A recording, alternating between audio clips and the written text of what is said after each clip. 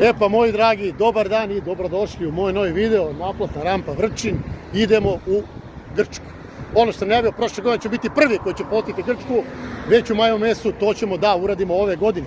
Idemo put, znači preko našeg dela, idemo do Makedonije, od Makedonije ulazimo naravno na F-zoni, ima dosta nekih novih radova, dosta nekih novih priča, zatvoren jedan deo kroz Makedoniju, oni tuneli i tako dalje, radi se i uskoro će biti zatvorena obilaznica oko Soluna, to su udarne tvari. Ovde već imamo dosta nekih novih radova kod nas, ostanite na istom mestu, zapratite, lajkujte i uživajte u svemu što budemo zacivali 5 dana iz Grčke.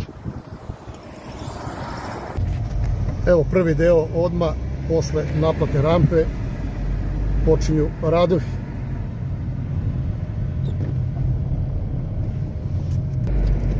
Evo vidite deo radova, asfaltiranje u toku i sada naravno svi ćete postaviti pitanje da li to mora svake godine u letnjem periodu. Mora.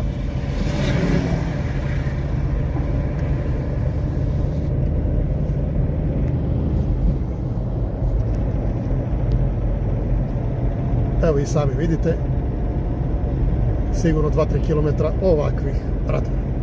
Idemo dalje.